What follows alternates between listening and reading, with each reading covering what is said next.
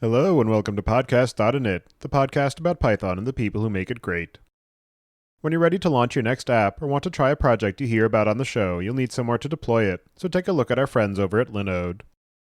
With the launch of their managed Kubernetes platform, it's easy to get started with the next generation of deployment and scaling, powered by the battle-tested Linode platform, including simple pricing, node balancers, 40 gigabit networking, dedicated CPU and GPU instances, and worldwide data centers.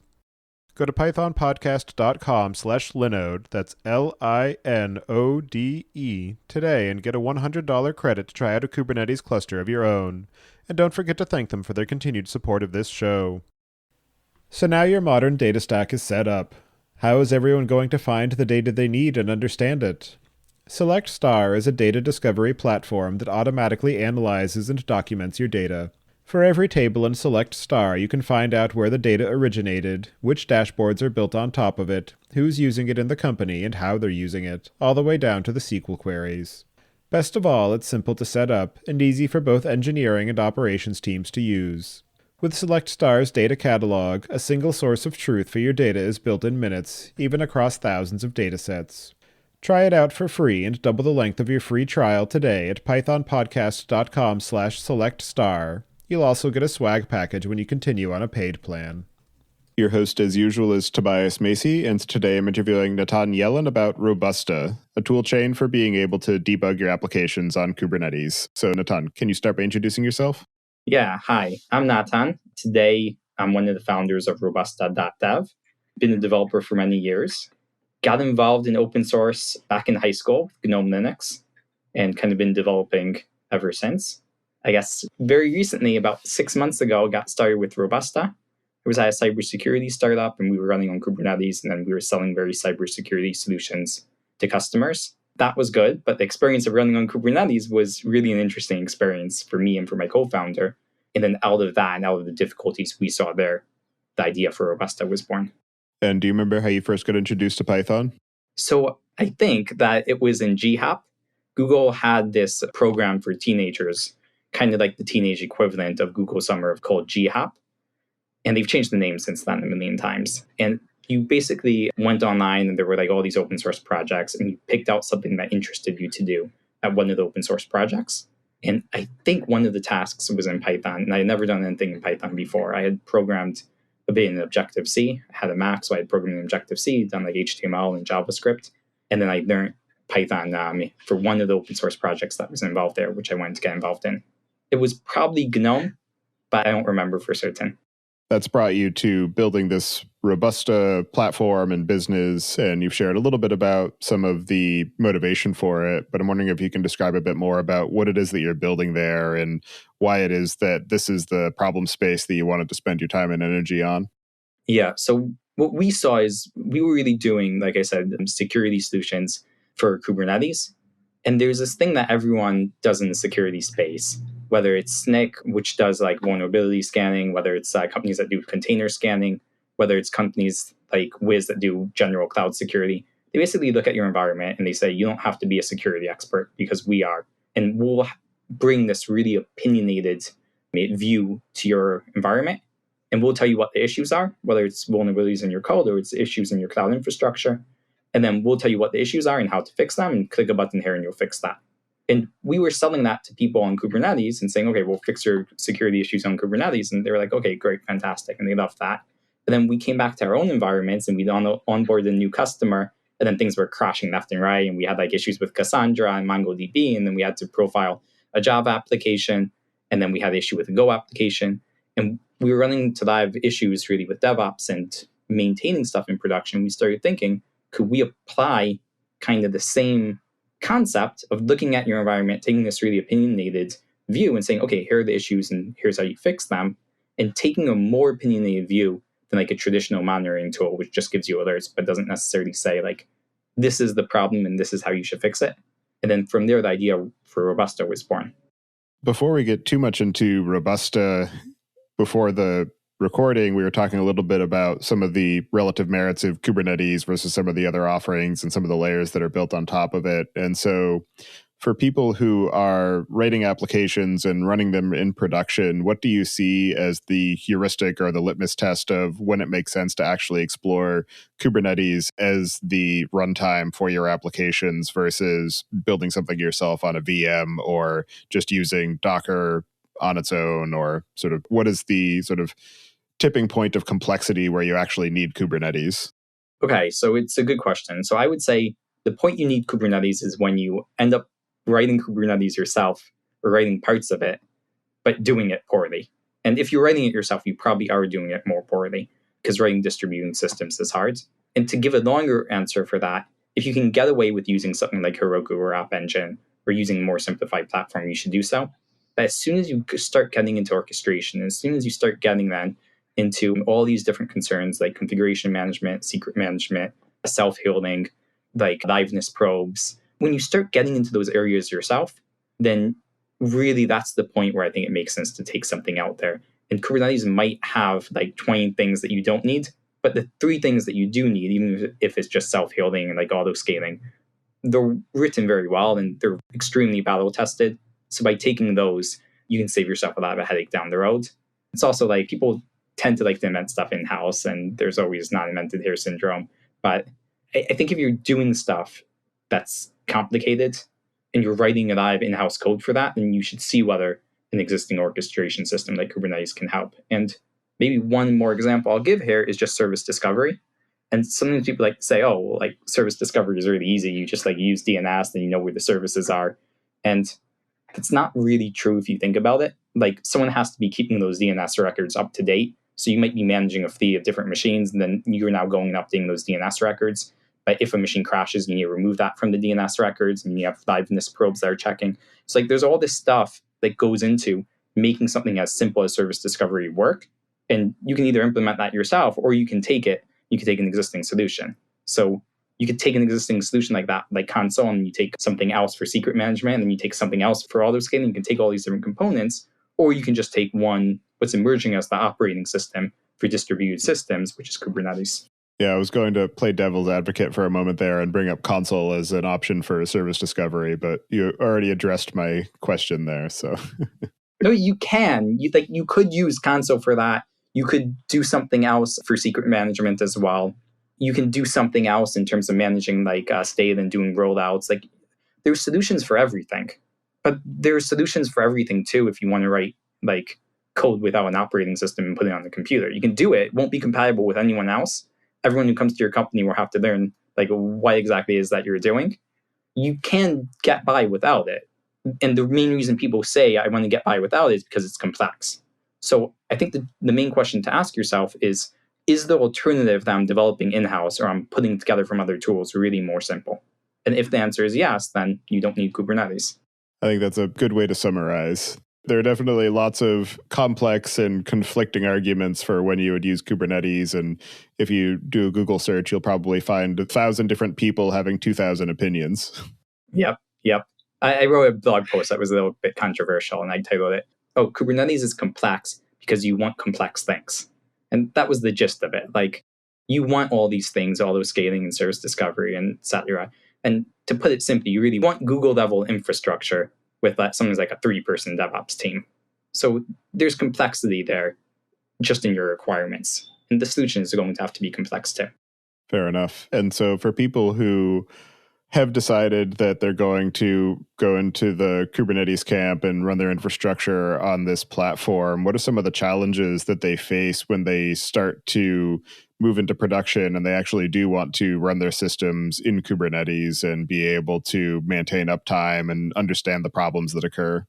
Yeah, so the number one problem is just a lack of knowledge and a lack of experience. There's like a running joke that you see like resumes, so you see job positions looking for people like with 15 years of Kubernetes experience. And obviously Kubernetes hasn't even been around for that long, but you do sometimes see job posts like that. And really the big real issue here is that Kubernetes is a relatively new technology and not a lot of people have experience with it. And it's non-trivial. If Kubernetes is kind of like an operating system, or if you compare it to Linux, then today you can write applications on Linux without being familiar with the kernel or without being familiar with all these implementation details. And you have higher level stuff and you're not calling syscalls directly. You're like using glibc and stuff. But if you look at Kubernetes, then it's really complex. Like I said earlier, I think that complexity is justified, but it's very complex. And that complexity often meets you in weird places. And combine that then with a lack of experience, things can be a pain to troubleshoot, and visibility is often very poor. Maybe I'll give an example of that, like just to make it obvious. Like, okay, take, for example, let's say you have a container that's getting out of memory killed because it's using up the memory and then it's getting killed by the infamous Linux killer, right? And then you go online and you like Google how to handle that, and you'll find different advice. And there's all this stuff using CPU requests and limits. And you'll even find a lot of stuff saying that like the best practice is you have to set memory requests and you have to set memory limits and you should calculate them this way and that way. And I've actually reached out a few times and I've spoken to different Kubernetes maintainers. The mainstream opinion, people who are running Kubernetes at a large scale, is that you should always just set your request to your limit. And essentially when you're running these applications, then you should make sure that your application essentially requests and is allocated the same amount of memory that it has available. What I mean by that is you can think of it as like a bin packing problem or like a knapsack problem, right? So you're allocating different amounts of space.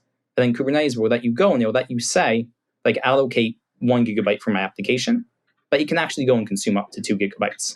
And when you do something like that, it causes all sorts of weird behavior because you can have stuff that then goes over the limit and your entire node is over the limit. So it causes all sorts of non-trivial issues. And the common advice for that is really not useful. So for people who are using Kubernetes and they are running into these issues of visibility and experience, what are some of the ways that the tool that you're building at Robusta is going to help address those challenges? Yeah. So what we're doing with Robusta is really 4 things that all build on top of one another. And the general vision for Robusta is that we'll look at your production environment and we'll say, here are the issues, here's what you should do about them, and click here to fix it. And when that's not sufficient, then we'll give you really good tools to troubleshoot it yourself. And to explain how we do that, then I'll just walk you through a little bit of the architecture. There are essentially 4 parts of Robusta. The first is this automations engine. So you define in YAML essentially triggers, actions, and syncs. A trigger is a pod crashed, a Prometheus alert fired, or you reach the maximum scale limit with a horizontal pod autoscaler. So those are all triggers. They're events that happen in your cluster. They can come from Prometheus. They can come directly from Kubernetes.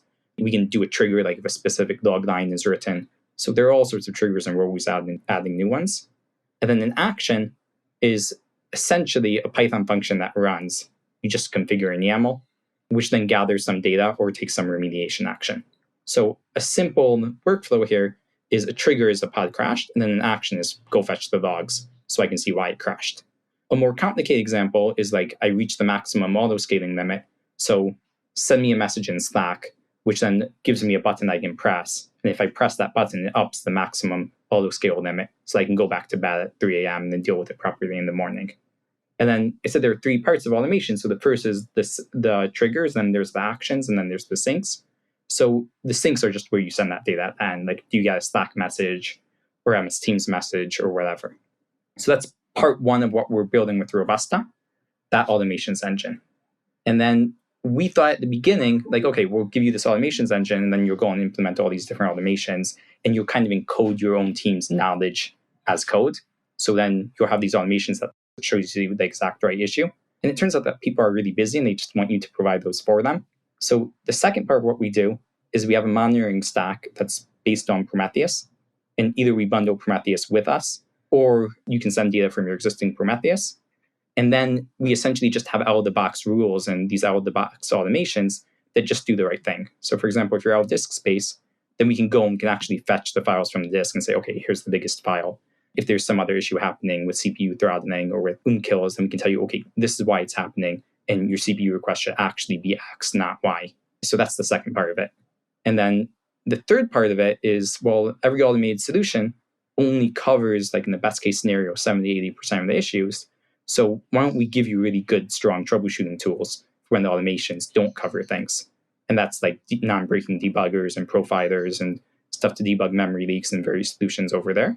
And then the fourth and last part of it is the only part here that's not open source and that's not MIT licensed is just our cloud platform, where you see all this data in one place and you have one like dashboard that shows you everything running in all of your clusters, where are the issues for each one, how to fix them, and just gives you those buttons there in the UI instead of in Slack.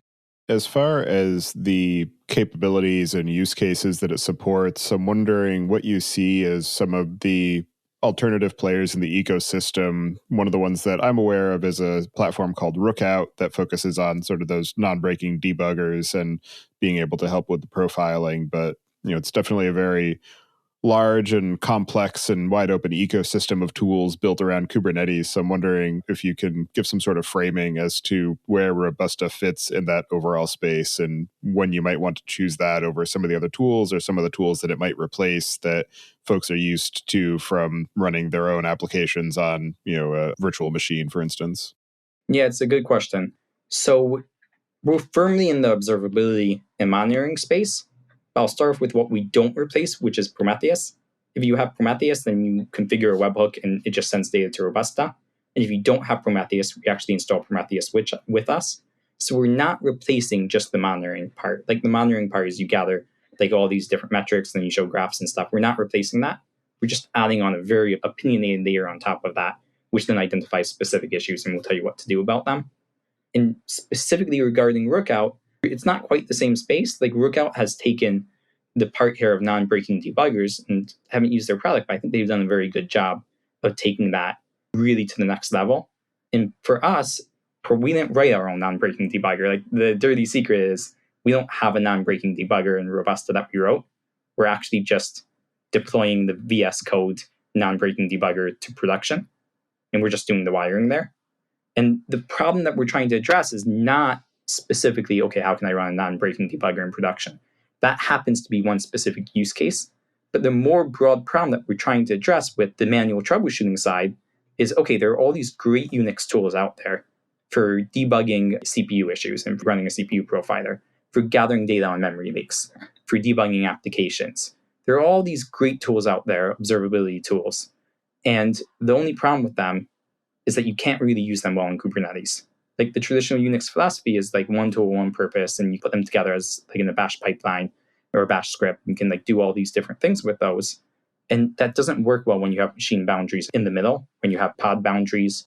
It's no longer trivial to like say, okay, take this great CPU profiler for Python, let's say PySpy, which Robusta happens to wrap, and now run this in production on a Kubernetes cluster. Because your Docker container doesn't have that profiler inside of it. And even if it does, it doesn't necessarily have ptrace permissions. And even if it does, like there are all these other issues just in terms of getting that to run at the right time. So a big part of what Robusta is doing is we're taking these really good traditional Unix tools and we're wrapping them in the right way. So at the exact right moment, we can like run the exact Linux tool that you want to gather the exact data and you can orchestrate that.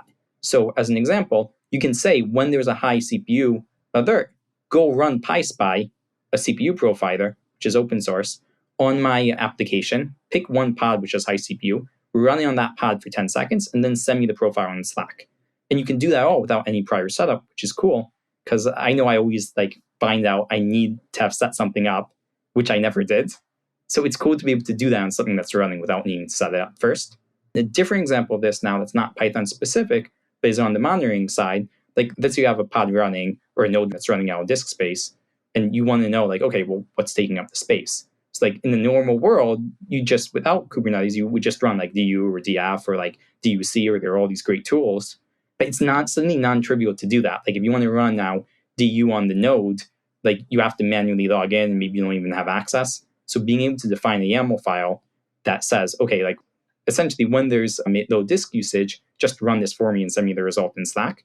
Or being able to go and like say, okay, this is happening right now. So just right now, I'll run one command line, and that command line will set up these tools on that node, and it'll run it for me, and then it'll stop running it, and it'll just send me the data. It's very useful. As far as the specifics of a Python application, you mentioned PySpy. What are some of the other ways that Robusta is able to provide specific insights for Python engineers to be able to debug some of the challenges that occur from running dynamic applications on dynamic infrastructure? It's a good question. So it always splits up into two. There's the stuff which isn't really Python specific and is more Kubernetes specific. Like I have the wrong CPU request, or I have the wrong memory limit, and stuff that has to do more with orchestration itself or how I should auto scale. Then all that's just like stuff that Robusta will monitor out of the box and will give you a very strong opinionated view on. like you're doing this wrong. You actually should have this CPU request, or you should have this CPU limit. And that's kind of the more generic Kubernetes monitoring side. And there we work hand in hand with Prometheus, and we bundle our own Prometheus, and we modify some of the alerts. So that's just like really the normal Kubernetes monitoring side. I guess just to elaborate there, like that's the stuff you would care about if you're a DevOps, or that's the stuff you'd be looking at if you're a DevOps. If you take as an example, like high CPU, then there are two views on this. Like the DevOps guy will say like, okay, let's put on more CPU resources, or let's blame the developer. And the developer will say, no, it's actually not my problem. Like it's the problem with the infrastructure. You're not giving me enough CPU. So it helps being able to, on the one hand, look at the infrastructure side, but then also like look inside your code and say, okay, who's using the CPU? Like who's right here? Do I need to give my application more CPU? Or is there really a bug here that I just made worse in the last version and I should fix this? And there's like an endless loop in my code. So if you now move over to the application side of things and put aside the Kubernetes side, then I always like to say that the three pillars of Python troubleshooting are memory, CPU, and logical stuff. Turn that into tools, then it's like a memory profiler that will tell you why is stuff leaking. It's a CPU profiler that will tell you what's using the CPU. And then it's a debugger, possibly a non-breaking debugger, but that doesn't really matter as much, which will help you debug the logical stuff. And for each of those three things, then with Robusta, we just took the best open source tool that was out there, and we made it possible to use it on Kubernetes. For the memory stuff, we essentially use trace malloc. And I don't know if you're familiar with it, but there used to be this tool, this library called Parasite, which injected code into Python processes. Yeah, I see you're nodding your head. So you're familiar with that. Parasite is really cool. It just has a bug that's been there for like 10, 20 years since it first came out, which occasionally causes things to deadlock. So we forked it and then we fixed that, and then we ended up rewriting it. It no longer looks anything like the original. But we essentially can inject trace malloc into your Python application. Trace malloc is like the go-to library and the standard library for debugging memory leaks. And essentially that's you say, okay, give me right now at this moment, like a copy of everything in the heap. And then you take another snapshot later on. You say, okay, now give me the diff between them. And then the diff is whatever you leaked in that time period, wherever you allocated and didn't free. So essentially in Robusta, we have something that lets you kind of inject trace malloc into an application at the exact right moment. And then we'll tell you what's leaking.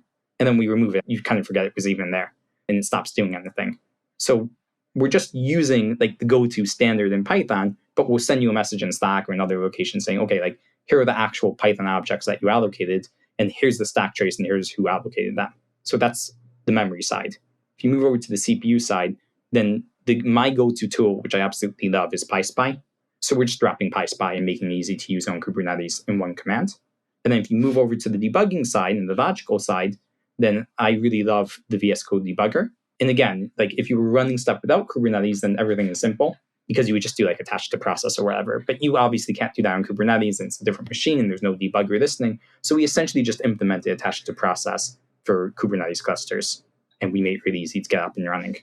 Digging into the Robusta tool itself, can you describe a bit about how it's implemented and some of the specific engineering challenges that you've had to overcome as you've worked through building it and making it robust and reliable for people who are relying on it for their production environments? Yeah, so I think the core of what we do actually, like the heart of everything in Robusta is Pedantic, which is by far, hands down, my favorite Python library. And we use Pedantic everywhere. And the way I often approach software engineering is I think about it all in terms of data. So I think of it in terms of data and what data has to get to what location. Like the data is the truth, and then the functions that act on that data are kind of trivial sometimes. So everything in Robusta is just pedantic models. So if, for example, a trigger is just a pedantic model with certain data that fires at a certain time, and an action is just a Python function that accepts a pedantic model, which is your configuration as input. And then a sink, the destination where you send these things like Slack or whatever, is again just like a pedantic model defining that sink and where you should send the data, like Slack, the API key, the Slack channel, whatever. And what's nice about that is now you can take like a YAML file, could be JSON as well, it doesn't really matter, and you can deserialize like from that to your entire automation schema. And then you can even build like a user interface, which we haven't done yet, but we're planning to do. You can build a user interface on top of that just automatically by turning pedantic models into JSON schema, like OpenAPI. Pedantic is the core of everything that we do. And there were some challenges at the beginning, especially for people on the team who weren't familiar with Pedantic. But once we chose Pedantic as like the cornerstone, the foundation on which we built Robusta, it was a great decision that we've never looked back on. I'll definitely second the choice of Pydantic. It's a library that I've been incorporating into my own infrastructure automation to be able to schematize the data models and the data structures, and being able to add some validation to the configuration values that are accepted by different systems that we run. So wholeheartedly agree on that front. In terms of the sort of capabilities and tools and utilities that you have been building in Robusta, I'm wondering if you can talk through some of the evolution and maybe some of the recent additions to the toolchain and the ecosystem that you're building around it. Yeah, so for us, the big surprise is we started off with the automations platform, and we started off with the concept of, okay, triggers, actions, and syncs, and we'll do the orchestration. And you just define like what extra data you want to see when different events happen, and we'll like orchestrate all of that and gather the right data. And big surprise number one, like mini pivot, was people don't actually go and define these very often. They will tell you they want to, and they won't actually do it because they're just too busy and it's never a priority. So from there, we then shifted to like part two. Like when I say part 1, 2, 3, and 4 about what we do, it actually did develop that way historically. So part 2 then was, okay, we'll write the automations for you and we'll give you the out-of-the-box insights and we'll get a little bit more into the monitoring space, but play well with Prometheus and other stuff that's out there. And then the second surprise was we had a paid customer who was using this and they kept saying, I want to debug stuff on Kubernetes. I want to debug stuff on Kubernetes. Like, let me connect the VS Code. Let me connect PyChart. And for us, it was like kind of not such an interesting case because like there's no big insight there. It's relatively easy to do. It's just annoying to set up. It's like really annoying to set up. And you have to understand like what are PID namespaces, and or you have to use ephemeral containers which aren't in GA. So like it's very annoying to set up. It's not just attached to process. But it's trivial to do on the other hand. Like it's really trivial to like write a script that automates that. So finally we gave in and we're like, okay, fine. Like we'll give you like your VS Code. Like, okay, we didn't say it that way. It was more like, okay, you're a paying customer and you want this and this is important to you. And like, of course we'll do this for you. So I just sat down one afternoon and I like spent 2 hours on it. I wrote something that wrapped the VS Code debugger.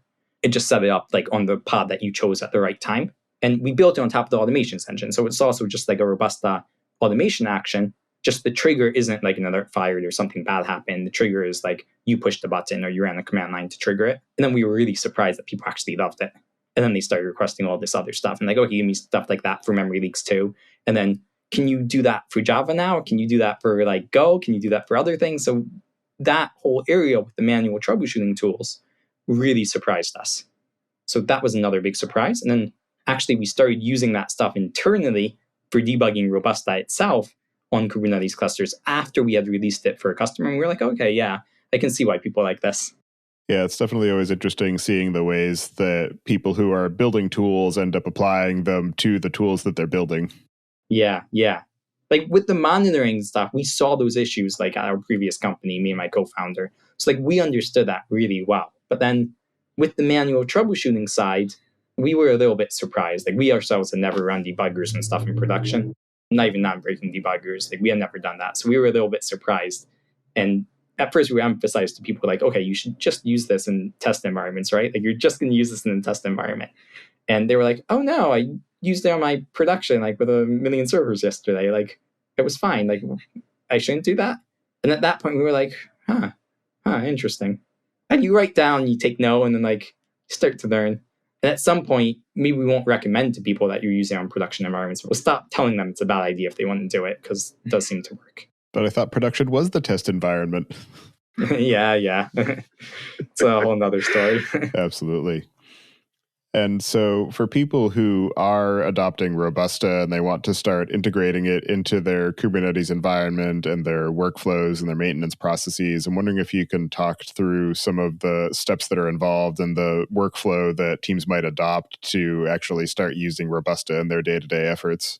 So if you asked me 2 weeks ago, I would have told you it's a 60-second install. And then someone on YouTube put that to the task with a stopwatch. And it's a 97.68-second install. So it's really fast, but it's not 60 seconds. And the gist of it is there are just 2 steps. We install with Helm. So Helm is a package manager for Kubernetes, for people who aren't familiar with it. So essentially you just do Helm install and then you give it a file with like a bunch of configuration settings. And that's actually step 2. Step 1 is you have to generate those configuration settings. So typically people hand write this stuff. what we did with Robusta is there's just a Python CLI. You run Robusta generate config, and then generate asks you a few questions like, do you want to connect Slack? Yes, no. Do you want to install Prometheus as well? Yes, no. And you answer a few questions, and it generates that config file. And then, like I said, you take that config file, you run helm install, and it's up and running pretty fast. It's really easy to do. Again, I should say the only part of Robusta that isn't open source is the UI, which is disabled by default, actually, at least as of now when I'm saying this. But so everything that you install by default is open source, all MIT licensed, doesn't communicate with stuff outside of the cluster, like unless you tell it to, like communicate with Slack or whatever, or if you choose to route like certain stuff through our cloud. But it's completely up to you. It's very easy to install on environments with a lot of security concerns as well, because we make it easy to put everything under your control.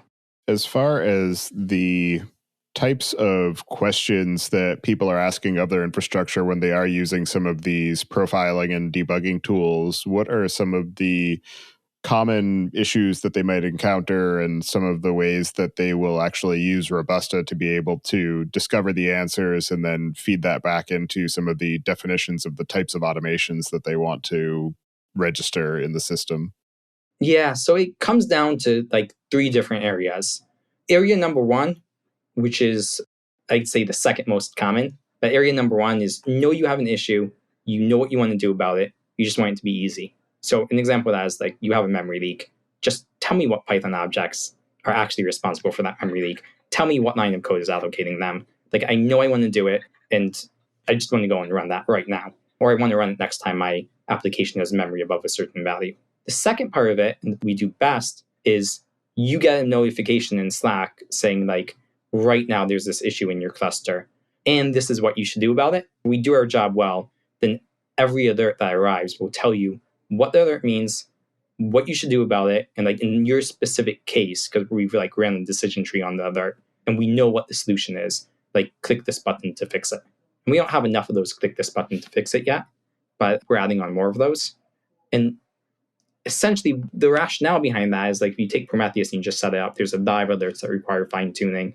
And like it's gotten to the point where I can tell you, like if you're on EKS, then you're going to have kube scheduler down. If you're on GCP, then you're going to have like CPU throttling high, and you're going to have all these different alerts which require fine-tuning. So we're trying to fine-tune them in advance, but also when stuff happens, then we try and do the whole fine-tuning and investigation for you, and then just give you the bottom line. So like change this value to this, and that will fix it.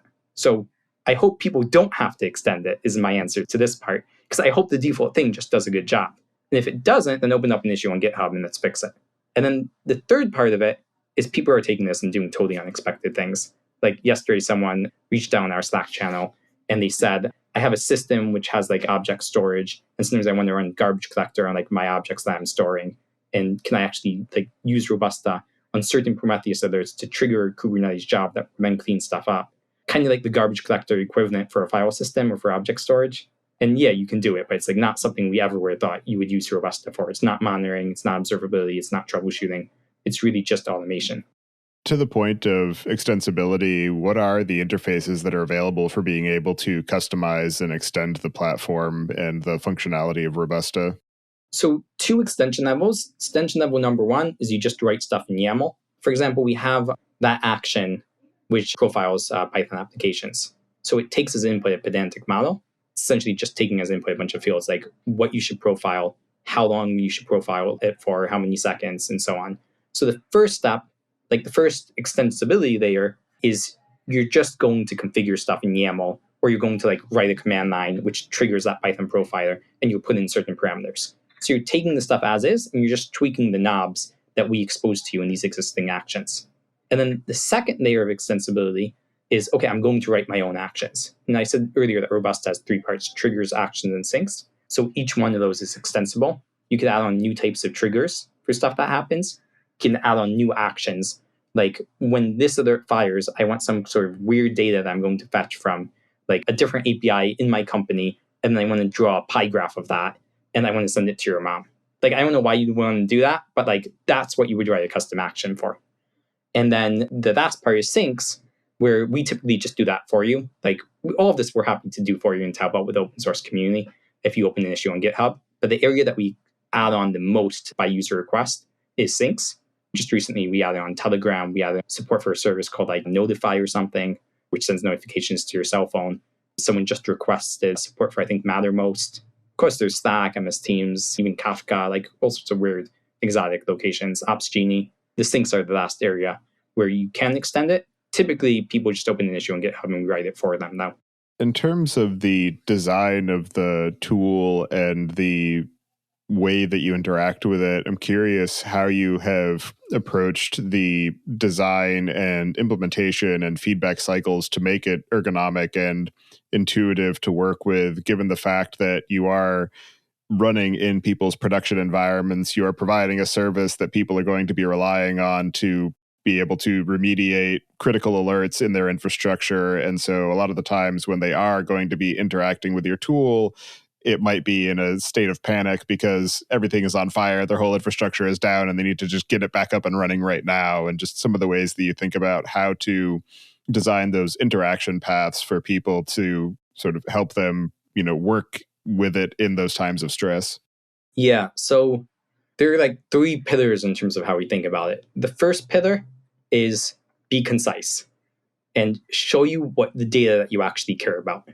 So let's say you're running out of disk space. Like I can show you for every single thing running in your cluster, all the data, and I can or tell you go and Grafana and look at all these different graphs. And I've just shoved a whole bunch of information at you, and that doesn't solve your problem when you're in a rush and when you're busy, when something's on fire.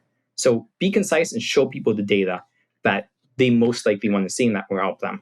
Part number 2, let people dig deeper. So if that isn't good enough for you, make it easy for people to dig deeper, and don't do weird magic things that no one understands. So we'll give you a really good, strong, opinionated view. Okay, here's what you need to see. Here's why. Here's the bottom line.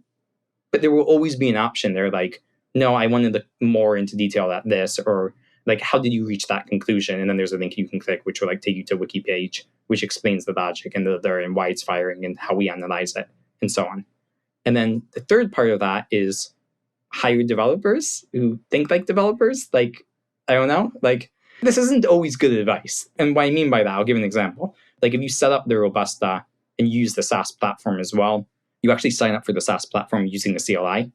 So that's probably a case of me coming from a developer background, maybe taking that a little bit too far. It probably hurts the onboarding process. But hire people, and especially for product, anyone who does a product job by us is someone who is once a developer. And we won't hire non-technical people for that position. That's advice we got from friends at SNCC. Saf Heifetz, who was CTO of SNCC, invested in Robusta. I'm close to a bunch of other people there. So we're very influenced by SNCC's thinking in terms of building tooling for developers. And a big part of that is to hire product people and to hire key functions. And of course, developer advocates and stuff and marketing people who think like developers, and not just bring in the sales team, which really doesn't speak the same language, or a technical support team, which isn't technical enough themselves. The other piece of the fact that you are running in these production contexts and people are relying on the utilities that Robusta provides, how do you approach the design and implementation and validation of your system to make sure that it is reliable and resilient enough for people to be able to depend upon it in those times where everything else might be breaking and falling over? Lots of stress testing and lots of reliant where possible on type stuff so that you don't discover stuff at runtime. I've seen very big Python systems in the past which, without type annotations, either you had to have unit tests that covered every single line of your code base, or you were constantly discovering stuff when an exception was thrown at runtime. So we make heavy use of type annotations in Python to try and really have more type safety and more knowledge, not at compile time, but so to speak at compile time, that you didn't do something really dumb, which static analysis would have found. In your work of building Robusta and working with your customers and the community, what are some of the most interesting or innovative or unexpected ways that you've seen it applied? So we've seen it used, or we've seen interest in using it, and I touched on this earlier, but we've seen interest in using it for general purpose orchestration, or for building different automations, not necessarily for monitoring, but using Robusta to orchestrate different company specific automations that have to work at specific times. An example of that is what I mentioned earlier with a garbage collector for an object storage system. So that's really been a surprise. Other than that, like I said earlier, we were very surprised by how much people wanted the manual troubleshooting tools here, which we didn't expect. when we got started. In your experience of building this tool and the business around it, what are some of the most interesting or unexpected or challenging lessons that you've learned personally? I've been surprised by how many VCs get open source.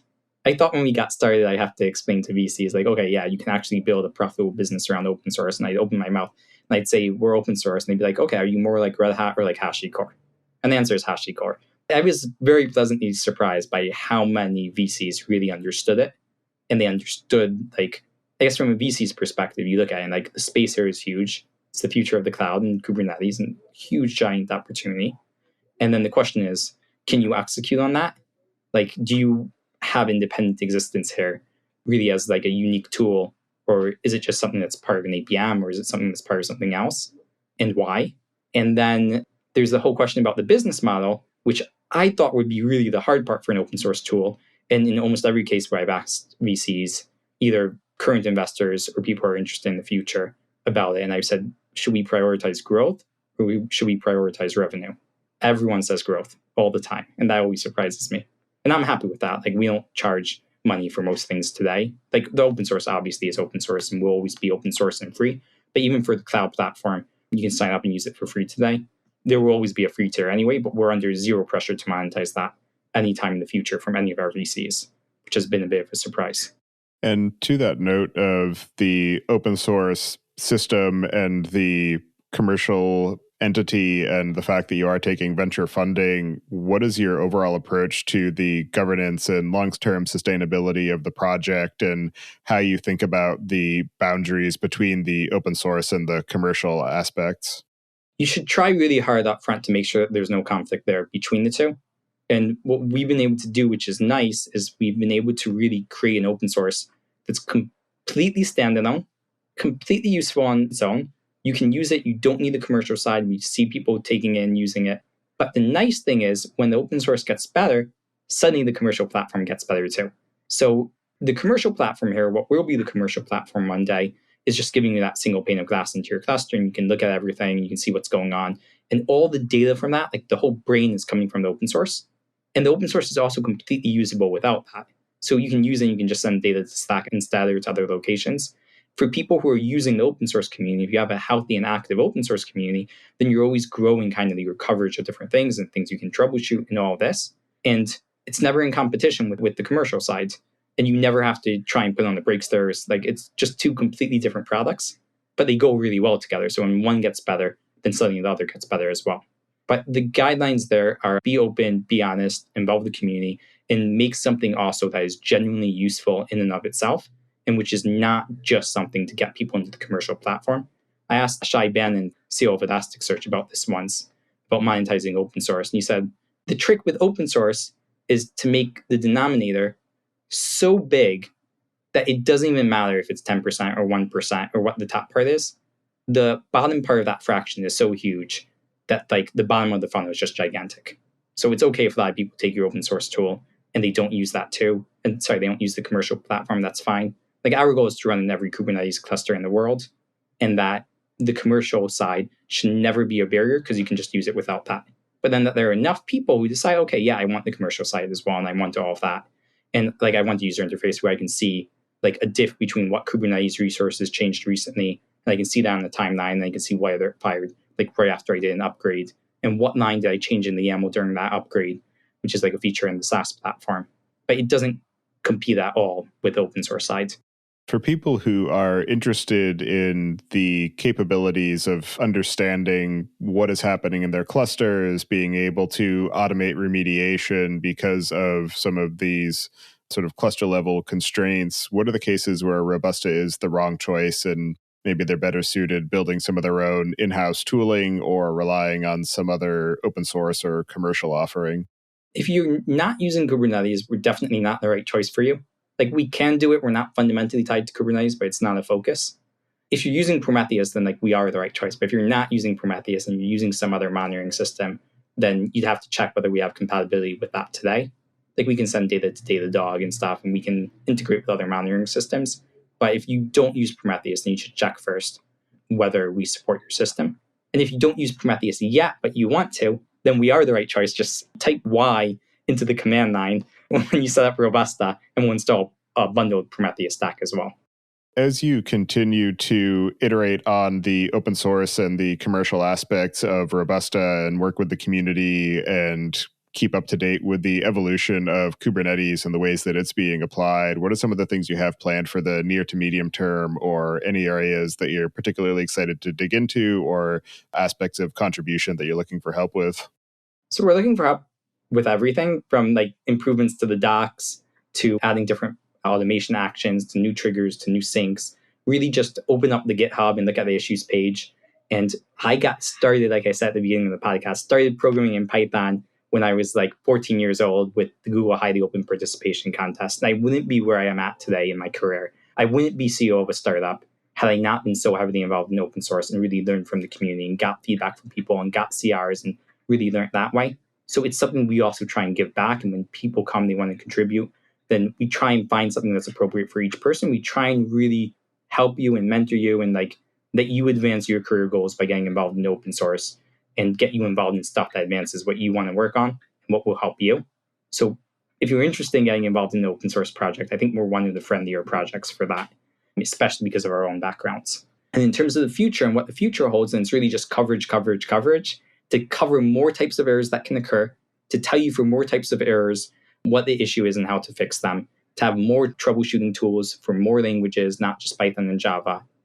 Essentially, just to really accomplish that vision of anything that goes wrong in your cluster, we'll tell you why it happened and what you can do about it. And eventually, want to go into specific, like application-specific stuff as well. Like if you're running MongoDB on Kubernetes and there's like a slow query, then we want to be able to tell you, okay, this query is slow because X, Y, and Z. Or if you have Postgres, we want to be able to tell you, like, this is the index that you're missing. So really to give you full coverage and to accomplish that vision where every DevOps problem is always accompanied by something that tells you why it happened and what's the solution, and preferably that gives you a button for an automated fix. Are there any other aspects of the Robusta platform and technology and the surrounding ecosystem and utilities that we didn't discuss yet that you'd like to cover before we close out the show? So it's technically not part of Robusta itself, and actually has very little to do with everything else we do. But I would love for a moment just to mention a new open source tool we released called Y Profiler. And that's Y spelled Y-W-H-Y. And Y Profiler is a profiler for Jupyter Notebook. And it does two things that are cool. First, it colors the lines in Jupyter Notebook so you can see which lines use the most CPU. And it took me some time to actually realize that's the feature that probably most people care about and not the second feature, which is unique. And the second feature is that it uses SemGraph, a static analysis tool, so we can not only tell you like why your code is slow, like what line it is, but also we can recommend fixes. So if you're using, for example, like the built-in JSON library and the line for that is taking up 50% of your runtime, we'll show you like an icon saying, okay, there's a recommendation. Would you like to replace using JSON with the OR JSON library, which is much faster? And if you hit yes, then it installs OR JSON, it reruns your code, and then it'll tell you, okay, your code just got 50% faster.